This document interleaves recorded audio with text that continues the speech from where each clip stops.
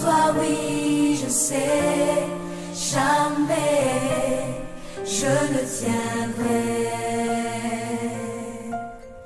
Grâce à toi, Seigneur, je peux élever ma voix. Tu m'as ouvert les bras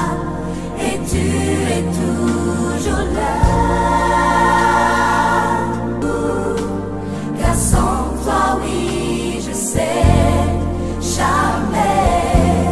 je ne tiendrai. Grâce à toi, Seigneur, je peux prouver ma foi. Tu m'as ouvert les bras et tu es toujours là. Grâce à toi, Seigneur, je me chancellerai. Car sans toi, oui, je sais, jamais je ne tiendrai. Avec toi je vis, en toi seul je prie, ma vie est en toi. Ma vie c'est toi, tu es tout pour moi.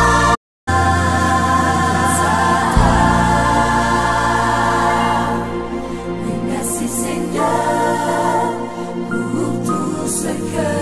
tu es. Tu m'as ouvert les bras et tu es toujours là. Grâce à toi, Seigneur, mon espérance est grande. Car sans toi, oui, je sais, jamais je ne tiendrai.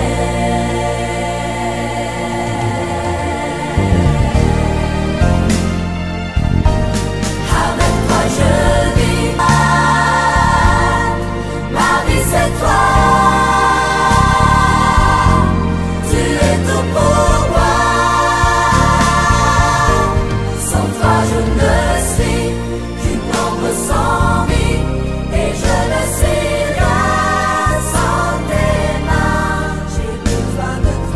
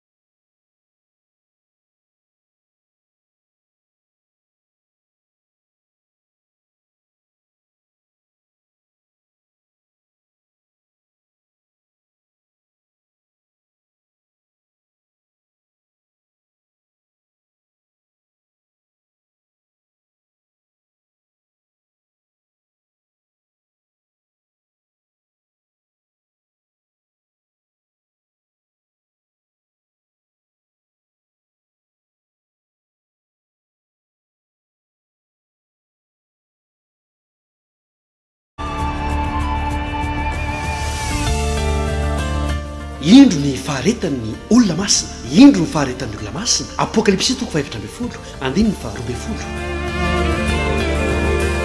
Conférence ara-baiboly arahanao eto amin'ny radio Oasis 106.4 pastora Rabarson Abel isakariva amin'ny 9 loha hevitra tena mahasoa sarobidy no atolotra ao antsika rehetra isakariva.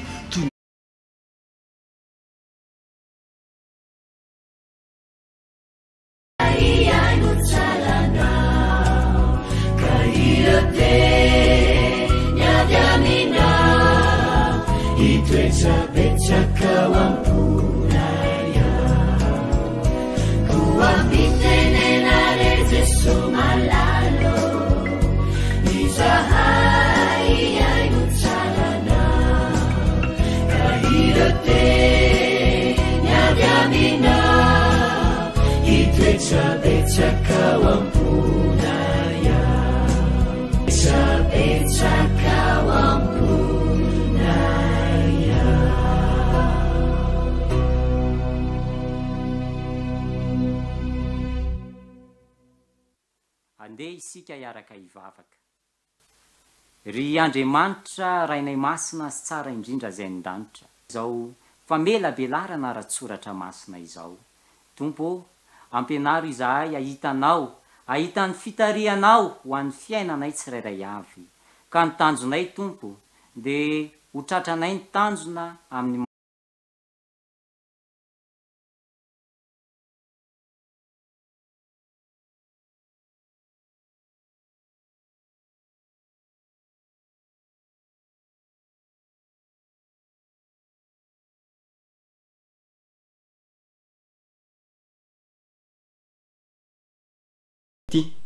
ny lohatenin'ny loha hevitra zay hoentina amintsika androany dia hoe ireo didim-pitiavan'ny olona masina. Milohan'ny hamakafakana an'izany ao anatin'ny fotoana vitsy a, manasa antsika hiaraka anondrika ny lohantsika hivavaka. Tompo Andriamanitra tsara sy masina indrindra ny an-danitro, miteny amin'ny alalan'ny mpanomponao ianao ary mampafantatra anay ny toe-javatra zay tokony hiainanay sy velomanay ao amin'ny fiainanay amin'izao dianay mitodika makany amin'ilay lanitra vaovao sy tany vaovao zao. Ankehitriny Andriamanitra dia hazavao ny fosiny fisainanay tsiraray avy ary omeo anay ny fanahinao masina tsy manova firy ny lalam-panorenany tahaka ny firenena Amerikanina, satria hatreto dia mbola mety tsara aminy izany didy amandalana zany. Andriamanitra koa ry havana malala dia manana didy amandalana zay mbola tsy novana mihitsy hatramin'izay ka hatramin'izao. Zao ny voalaza ao amin'ny Matthieu 5:9-20. Matthieu 5:9-20 manao hoe: fa lazaiko aminareo marina tokoa, mandra-pahafoana ny lanitra sy ny tany dia tsisy ho foana akory amin'ny lalàna, na dia litera ray na dia teny-tsoratra anankiray aza mandra-pahatateraka zany. Mbola tsy foana ny lanitra ary mbola tsy foana ny tany, mazava ho azy tsy foana akory ny lalàna, na inona antony na inona antony. Ny fanontaniana mety mipetraka dia hoe nomena ny lalàna ho an'izany nanomezana ny lalàna ary sokajin'olona takitakiny ahoana ny nanomezana izany lalàna zany. Zao ny vaky ny teny ao amin'ny Timoty 2:2-7-10. Timoty 2:2-7-10. Tsy ny olona marina ny nanaovana ny lalàna, fa ny mpandika lalàna sy ny maditra, dia ny tsy matahotra an'Andriamanitra sy ny mpanota, ny olona tsy manaja zay masina sy ny olona vetaveta, ny mpamony ray, ny mpamony re, ny mpamony olona, ny mpijangajanga, ny sodomita, ny mpangalatr'olona, ny mpandanga, ny mpianitsy-to, ary na inona manohitra ny fampianarana ny tsy misy klema, dia izy ireny no nanomezana ny lalàna. Didy fahenina, aza mamono olona, tsy ilay famon'olona mivantana ihany ny antsoina hoe famonona olona araka ny ambaran'ny soratra masina, fa ireo zay manao tsinitsinina, ireo manompa, ireo zay manambanimbany ny hafa, dia nambaran'i Jesosy ihany koa fa tafiditra ao anatin'ny sokajiny mpamon'olona izy zany. Didy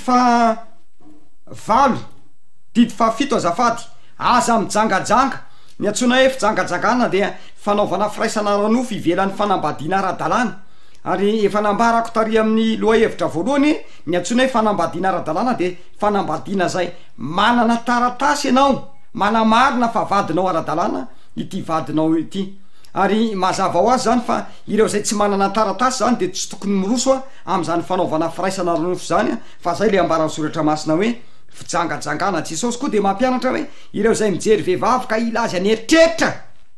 mijery ka mila azy tsy milaza ny atsarany zany fa mijery ka mila azy any eritreritra de fa mijangajanga tao ampony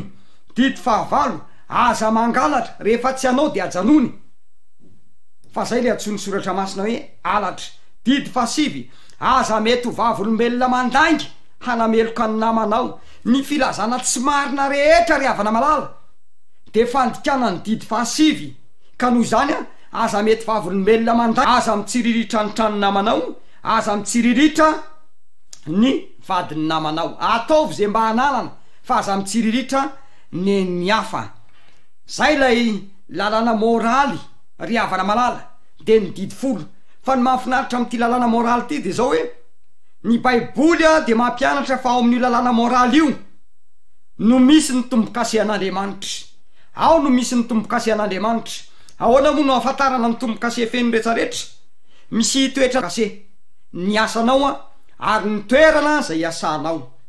ary nahoana moa ny baiboly milaza fa ao amin'ny lalàna no misy ny tombokasy an'Andriamanitra ao amin'ny lalàna ve misy fomba amatarana zany hoe anaran'ny tompony ny asany ary ny toerana isany zany ao amin'ny didy faefany sabatan'i Jehova izany araky ny voalaza ao amin'ny Exodosy 20 andiny fahavalo ka hatramin'ny faraky amby folo Exodosy 20 andiny fahavalo ka hatramin'ny faraky amby folo dia izao ny voalaza ny teny ao amin'ny andiny fahavalo hoe fa sabatan'i Jehova Andriamanitra ao ny andro fafito iza hoy ny tompon'ny sabata Jehova Andriamanitra ny anaran'ny tompon'ny sabata fa ene manany nanaovan'i Jehova ny lanitra sy ny tany sy ny ranomasina mba am'izay rehetra ao aminy inona hoy ny asan'i Jehova pahary mpamorona aiza ny toerana esany izao rehetra zao ny lanitra ny tany ny ranomasina ry havana malala isany tsy misalasala isika milaza fa ny sabata ny tombokasy an'Andriamanitra ny sabata ny tombokasy an'Andriamanitra satria ny anaran'ny tompony esany ny lanitra ny tany ny ranomasina misy toko hafa ao anatin'ny baiboly ao zay manamasina azy tsy asika ny sabata ry havana malala fa an Jehova ny sabata nomena tsika ny sabata mba ho famantarana fa isika de an Jehova ary Jehova kosa de atsika ny fanontaniana mety manitikitika atsika gamba de hoe manome valiny ve ny baiboly hoe andro inona marina tokoa moa ny valiny an'izany ve ny baiboly ny baiboly ry havana malala de tsy nilaza mivantana hoe sabotsy na lahady na laha fa ny toromarika zay meny baiboly kosa de zao hoe nambarany baiboly tamitsika ka rehefa fantatra ny andro melohan'ny sabata fantatra ny andro aorinan'ny sabata tokony ho fantatra ny sabata sa tsy fantatra ny sabata andeha ro jerentsika ny ambaran'ny baiboly hoe inona ny andro zay melohan'ny sabata inona ny andro melohan'ny sabata marika toko 10 andiny 12 2 azafady marika toko 10 andiny 2 dika teny katolika baiboly dika teny katolika zany no amakitsika azy zao nyvaky ny teny amin'ny anaran'ny Jesosy ary no ny ariva satria andro fiomanana izany hoe andro melohan'ny sabata mahafinaritra ny mamaky ny baiboly dika teny katolika satria ny dika teny katolika dia mbola misy noty fanampiny ery ambany ery misy noty fanampiny ery ambany ery hoe inona tokoa zany andro fiomanana zany ary inona le andro melohan'ny sabata de ambaran'ny baiboly dika teny katolika fa ny andro melohan'ny sabata na ny andro fiomanana da ilay andro zoma paraseva na koa hoe fiomanany sabata ny andro fiomanana zany ry havana malala na ny andro melohan'ny sabata de zoma araky ny fanambaran'ny baiboly andeha ho jerentsika ndray zany hoe inona ndray zany ny andro aorinan'ny sabata inona ndray ny andro aorinan'ny sabata ao amin'ny marika toko 40 andiny 7 raha ampitahintsika ny dikateny protestanta sy ny dikateny iombonany eto Madagasikara dia miteny tahakitahaka an'izao marika toko 40 andiny 7 rehefa nitsangana velona Jesoa ny alahady voamaraina be de tamy Maria avy tany Magdala ilay nandroany demony 7 no nisehony voalohany ato amin'ny dikateny iombonany ny maraina ny andro voalohany amin'ny herinandro zany hoe ny baiboly zany a dia milaza mazava fa ny andro taorianany sabata de ny andro voalohany amin'ny herinandro na ny alahady vao maraina be koa satria ny andro fiomanana andro zoma dia mazava ho azy zany fa ny andro manaraka ny andro fiomanana de ny andro sabotsy mazava ho azy zany fa ny asabotsy a no sabata ary isika de miaraka resy lahatra fa ny andro voalohany amin'ny herinandro a de ny andro zay nitsanganan jesosy a de ny alahady izany na dictionnaire inona na dictionnaire inona ny vakitsika indrindrandrindra re dictionnaire tranaina dia milaza mazava fa ny sabata ka ajanona avokoa ny asa mandrara rehetra mandritra ny andro io a satria voararan'ny lalàna andeha ary jeretsika ao anatin'ny indray mielatra hoe manahoana marina moa ity fiangonan'Andriamanitra ty hatrany am-piandohana andeha ho jeretsika ny tantaran'ny sabata teo amin'ny testamenta taloha fanontaniana mipetraka de hoe andro inona no tsara an'Andriamanitra andro inona ny tsara an'Andriamanitra zany ao amin'ny Hebreo 4:1 dia milaza mazava ny soratra masina fa Andriamanitra de nitsahatra tamin'ny asany rehetra tamin'ny andro fahafito rehefa vita ny zavaboary voalohany de niaraka nitsahatra tamin'Andriamanitra ny olombelona zay niforon'Andriamanitra voalohany andro inona ihany koa zany ny faharoa sy ny fahatelo de milaza mazava fa mbola sabata ihany koa no nitsaran'izy ireo raha mikisaka kely ndray sika zany talohany nanomezana ny didy folo andro inona ihany koa zany no tsarany olona na ny zanak'Israely na ny olombelona raha ny marimarina kokoa talohany nanomezana ny didy folo any amin'ny Exodosy 4:7 dia milaza fa mbola sabata ihany koa no nitsarany olona talohany nanomezana ny didy folo andeha hitodika aty amin'ny testamenta vaovao tsika zany andro inona indray a no nitsarany olona taty amin'ny testamenta vaovao amin'ny Lioka 4:4 dia zao nivaky ny teny de tonga tao Nazareta zay nahabe azy izy ary araky ny fanaony de niditra tao amin'ny sinagoga tamin'ny andro sabata izy ka nitsangana amaky teny Jesosy ry havana malala no nitondrony zany teny zany hay tena fanaony Jesosy ny miditra sinagoga rehefa sabata hay tena fanaony Jesosy ny mamaky teny any amin'ny sinagoga rehefa sabata rehefa andeha ho any an-danitra ndray Jesosy niona tamin'ny farany tamin'ny mpianatra izy andro inona io fiaonana farany io ary nisy didy vaovao ve nomen'Andriamanitra na nomeny Jesosy a anyreto mpianatra reto zany raha mamaky ny soramandry ao amin'ny asan'ny apôstôly toko voalohany tsika de zao nivaky ny teny hoe fitarihan'ny teny sy filazana ny nanafarany Jesosy ny mpianana sy ny sarahany taminy raha mbola niakatra ho any an-danitra izy ary raha mamaky tsika zany a ao farany zay nionany mpianatra tamy Jesosy io satria ao atenatenany ao zany de ny baiboly nilaza hoe arak'izay mety alea amin'ny andro sabata rehefa niakatra Jesosy a dia namonjy tany amin'ny efitra ambony a ireto mpianatra zay niona farany tamy Jesosy teo reto tsy misy filazana mihitsy hoe koa satria nitsangana tamin'ny andro voalohany amin'ny herinandro a ka noho zany manomboka androany zany de zao hoe andro voalohany a amin'ny herinandro a no nitsaranareo profo manazava an'izany a zay fanandraman'ny apôstôly taty afara rehetrarehetra any amin'ny asan'ny apôstôly 7:12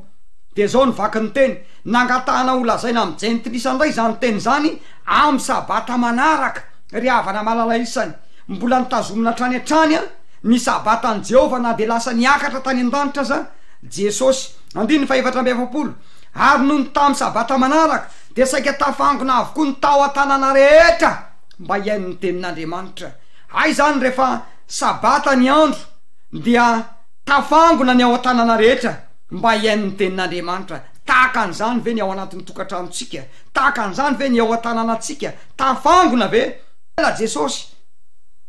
mbola nitandrina sabata ve ny mpianatra ary niady hevitra isa-sabata tao amin'ny sinagoga izy ka nampanaiky ny jiosy sy ny jentilisa ry havana malala rehefa lasa tany an-danitra Jesosy mbola nitandrina ny sabata ve ny mpianatra sa nandray didy vaovao hafa 2:20 sy ny 4:20 nangatahany ho lazaina tamin'ny jentilisa ndray zany teny zany amin'ny sabata manaraka ry havana malala isany tena fanao ny mpianatra mihitsy zany a ny mivavaka rehefa sabata, miainy ny tenin'Andriamanitra, mandre ny tenin'Andriamanitra, mizara ny tenin'Andriamanitra. Ao amin'ny andininy efatra amby efapolo de zao ny vaky ny teny: ary noho ny tamin'ny sabata manaraka de saika tafangona avokoa ny tao an-tanàna rehetra mba hiaino ny tenin'Andriamanitra. Ay fanaon'ny olona tamin'izany fotoan'izany de hoe rehefa tonga ny sabata de miangona avokoa ny ao an-tanàna rehetrarehetra mba hiaino ny tenin'Andriamanitra. Tahaka an'izany ve ny ao anatin'ny tokantranontsika tsiraray avy? Tafangona ve isika mba hiaino ny tenin'Andriamanitra rehefa sabata ny andro? Satria zany ny fanandraman'ny apôstôly. Eo amin'ny andininy fa efatra amin'ny asan'ny apôstôly toka 7 andininy fa efatra amin'ny asan'ny apôstôly toka 7 de hoe ary niady hevitra isa-jabata tao amin'ny sinagoga izy ka nampanaiky ny jiosy sy ny jentilisy. Zany hoe ay tena fanao ny mpianatra mihitsy zany, na de lasa aza Jesosy a ny miatoraka eo tongotr'Andriamanitra, miaina ao anatin'izany fiankofana zany a ao amin'ny sinagoga rehefa tonga ny sabatan'i Jehova. Ny fanontaniana mety mipetraka de hoe mialohan'ny fiavian'i Kristy amin'izao vaninandro eny antsika zao, efa lany andro ve ny sabata sa mbola tandremana ihany a izany sabata izany? Zao no ambara ao Matthieu 4:20. Matthieu 4:20 manao hoe fa mivavahy anareo mba tsy ho amin'ny ririnina na ho amin'ny sabata no andosiranareo. Zao vaninandro eny antsika zao a de mbola tandremana trany a ny sabata. Any an-danitra ve mbola misy fitandremana sabata sa tsy misy tsony? Isaia 9:7 manao hoe ary isaky ny voaloham-bolana sy isa-jabata de ho avy ny nofo rehetra iakoaka eo anatrehako ho Jehova. Ry havana malala, ay zany na hatrany an-danitra aza de any sabata no iankofa ny nofo rehetra. Tyriam-piandohana tam'loha hevitra tam'y lasa de niresaka taminareo hoe tsy misy anaram-piangonana any an-danitra, fa zany anaram-piangonana zany de mifarany eto amin'ity tany ity, fa ny any an-danitra de olona masina, de ireo zay mitandrina ny didin'Andriamanitra sy ny tanany finoan'i Jesosy Kristy a de ny mbola tetia tany. Ary tafiditra ao anatin'izay didin'Andriamanitra zay a ny sabatan'i Jehova. Rehefa tonga any an-danitra zany tsika de zao hoe tsy manendry andro hafa ivavahan'Andriamanitra, fa ny andro sabata no hiankofa ny nofo rehetrarehetra any amin'ilay lanitra vaovao a sy ny tany vaovao. Efa mbananao kajo ve nao 10 analana ray mira firy? Mazava ho azy fa 9 ozy tsika, 100 analana ray mira 9:50. Rehefa isika ny kajo de zay ny kajotsika. Fa Andriamanitra kosa rehefa mikajy de manatanteraka zay voalaza ao amin'ny Jakoba 2:2. Jakoba 2:2 manao hoe fa na iza mitandrina ny lalana rehetra kanefa diso amin'ray loha de manina ozy meloko amin'izy rehetra. 10 analana ray mira firy aotra. Na de mitandrina ny sabata zahako kanefa manao vavolombelona mandainga manameloka ny namako, 10 analana ray mira aotra. Na de mitandrina ny sabata zahako kanefa mamono olona, 10 analana ray mira aotra. Ary na de mitandrina ny didy 9 zahako kanefa tsy mitandrina ny sabatan'i Jehova, 10 analana ray a mira aotra. Diso amin'ray loha meloka amin'izy rehetra. Ny olana mipetraka de zao indraindray rehefa ty lalàna ty ny resahana de manampitsofina ny be dehibe. Zao ny voalaza ao amin'ny obolana 7:7 zay manetsy tadiny tsy hainy lalàna na ny fivavahany aza ozy de maninona fa vetavetana. Ry havana malala isany, aza manapa-kevitra handao ny lalàn'Andriamanitra, aza manampitsofina tsy hainy lalàn'Andriamanitra, fa ny fivavahana tahaka an'izany ozy ny soratra masina de fivavahana fa vetavetana. Raha metraka fanontaniana aminareo aho hoe iza amintsika reto zay miaino manaraka mandre zao ny tenin'Andriamanitra izao no mpandainga, mba tsangano hoe ny tanany iza amintsika ny mpandainga, nahoana no lazaina fa mpandainga isika. Zao ny voalaza ao amin'ny Jaona voalohany 2:3-4 raha mamaritra ny atao hoe mpandainga ny soratra masina araka ty toko sy andiny anankiray izy evakiko amintsika ty zany. Jaona voalohany 2:3-4 tandrina ny didiny de manina ho izy mpandainga ary ny marina tsy ao anatiny. Ny fitenenako hoe tsy mpandainga, ny fitenenako hoe kristianina de tsy ampy izany, fa rehefa miteny anao hoe kristianina kanefa tsy mitandrina ny didy de mazava ho azy a mpandainga hoy ny ambarany soratra masiny tena kristianina venao zao ny voalaza ao amin'ny asan'ny apôstôly toko 5:7 andriamanitra no tokony ekena mihoatra ny olona riavana malalaisany be zay fahamarinana zay nyrenesitsika zay efa nandritry ny fotoana naharitra andriamanitra no tokony ekena mihoatry ny olona mety anakivy anao ny vadinao mety anakivy anao ny zanakao mety anakiaraka mivavaka anao fa izay ireo mpitondra fivavahana andriamanitra no tokony ekena mihoatry ny olona ny tombo-kase an'andriamanitra ry havana malala de hita ao amin'ny sabatany Jehova ary tao amin'andriamanitra tsika hiverina am'izay sabatany Jehova zay efa nitandreman'ireo razambe tsika fa izay ary mbola ho tandremana any amin'ilay lanitra vaovao sy ny tany vaovao. Misy vaovao mahafaly zay hoentiko amintsika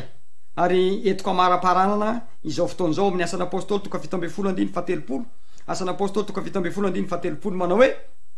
andriamanitra ninitsy nijery ny andro ny tsy fahalalana fa ankehitriny kosa izy mandidy ny olona rehetra am'izao tontolo zao hibebaka. Vaovao mahafaly zany ry havana malala kay raha tao anatin'ny tsy fahalalana no tsy fahafantaranao fa ny sabotsy ny sabatany Jehova ny sabata ny tombo-kase an'andriamanitra ny in'andriamanitra tsy nijereny zany tsy nikotin'andriamanitra fahotanao ny tsy fakataovanao ny didin'andriamanitra ny tenin'andriamanitra raha toka tao anatin'ny tsy fahalalana no nanatanterahanao an'izany fa ankehitriny kosa mandidy anao andriamanitra hibebaka mandidy anao izy hibebaka ry havana malalaisany ny olona masina ne de zay voalaza atao amin'ny apokalipsy toko 4:20 andininy 2:20 hoe indro ny faharetan'ny olona masina de zay maninona izay mitandrina ny didin'andriamanitra sy mitana sy ny finoana an' Jesosy Kristy ary ao anatin'ny didin'andriamanitra ny sabatany Jehova. Tianao ve ny hiditra ao anatin'ny handian'ny olona masina andao hiverina amin'ny sabatany Jehova mitana ny finoana an' Jesosy Kristy ihany koa io olona masina io i Jesosy Kristy mihitsy no ambarany manahoana ny fiainatsika mino an' Jesosy ve tsika mandeha amin'ny lalana zay tiany Jesosy alehatsika ve sika vita batisa tahaka nanaovana batisa an' Jesosy ve tsika mivavaka amin'ny andro zay mivavahan' Jesosy ve tsika mitana ny finoana an' Jesosy Kristy ny olona masina. Hitatsika teto ireo sokajin-dalàna roa zay voarakitry ny baiboly raha pitsy kosa de hijery lay sokajin-dalàna fahatelo isika de lay didy mpitiavan'ny olona masina ka dia manasatsika mba hododina hanatrika izany famelabelarana zany hatrany hatrany tompony ampiorina ny finony ny finoatsika hiditra ao anatin'ny zany sokajin'ny olona masina ary mazava ho aza fa ny soratra masina de mampianatra atsika fa tsy mba hiditra ny velively zay tsy masina hotahinana izany teny zany mba hasotsika tsiraray avy. Amen. Vavaka isika. Andriamanitra tsara sy masina indrindra any an-danitro velom-pisaorana anao ny fonay satria manazava ny fosy ny fisaina ary nampahafantarinao anay fa lala tokana ihany no ahafahana miditra ny amin'le fiainana mandrakizay de ny misafidy ho tafiditra ao anatin'ny olona masina satria tsy mba hiditra ny velively zay tsy masina. Andriamanitro ankehitriny dia mangataka aminao zay mba hanome anay ny fanahinao masina ka mba Andriamanitro amboary ny fosy ny fisainanay tsiraray avy esory ny fizahozahoana ao anatinay ary esory ny hery miasa mangina zay misakana anay tsy ho tena kristianina marina fa aoka ho mpiandano tanteraka aminao zay amin'ny zavatra rehetra ka mba hiaina amin'ny fiainam-baovao handeha araky ny akasitrahanao de toroana sangatana ary zany vavaka zany ny amin'ny naranao Jesosy Tompo. Amen.